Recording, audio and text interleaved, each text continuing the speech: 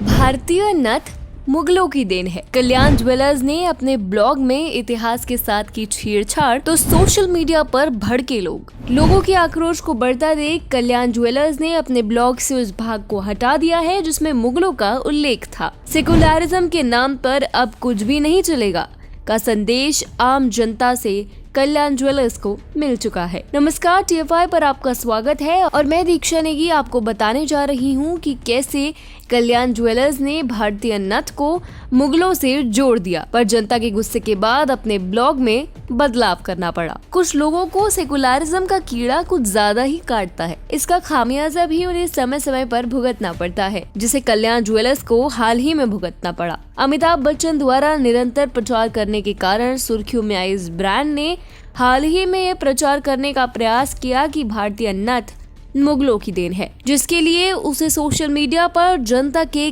कोप भाजन का शिकार होना पड़ा। लेकिन कल्याण ज्वेलर्स ने ऐसा भी क्या शेयर कर दिया जिसके कारण सोशल मीडिया पर उसकी इतनी कुटाई हुई। दरअसल कल्याण ज्वेलर्स ने ये पोस्ट शेयर की थी।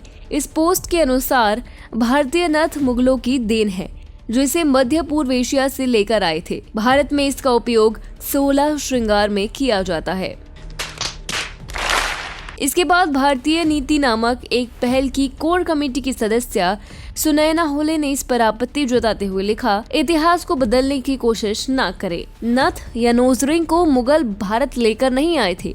इसका अस्तित्व प्राचीन काल से ही था और ये 9वीं और 10वीं शताब्दी के दौरान चलन में आई थी और स्टेटस सिंबल बनी। अब इतिहास से छेड़छाड़ होगी तो ऐसे में कल्याण ज्वेलर्स की ट्रोलिंग होनी तय थी और हुई भी। सोशल मीडिया पर लोगों ने उसकी अज्ञानता की जमकर क्लास लगाई। व्हाट्स ब्लू टिक नामक यूजर ने ट्वीट किया, पक्का कल्याण ज्वेलर्स वालों ने यहाँ से कॉपी किया होगा। दूसरी तरफ प्रोफ MK नामक यूजर ने ट्वीट किया, अरे नहीं, सिर्फ नथ ही क्यों, मुगलों ने नाक के छेद और ना जाने क्या क्या दिया है इस संसार को। इसके बाद कल्याण ज्वेलर्स ने उस भाग को हटा दिया जिसमें मुगलों का उल्लेख था। इसी पोस्ट में कल्याण ज्वेलर्स ने अपनी ही बात को झुटलाते हुए लिखा कि सुश्रुत संहिता में भी नथ की अहमियत की बात की गई है। इस देश के सेकुलर वादियों की इस सेकुलर सोच को नमन है। इनका सेकुलरिज्म ऐसा है कि योग भी इन्हें सनातन धर्म से जुड़ा नहीं लगता। हाँ, यदि कोई विदेशी फिल्म भूल से भी एक हिंदू देवता को निश्चल भाव से नमन कर ले, जैसे ब्लैक पैंथर में किया गया, तो उसे सेंसर करने से पहले एक बार भी नहीं सोचा जाता है।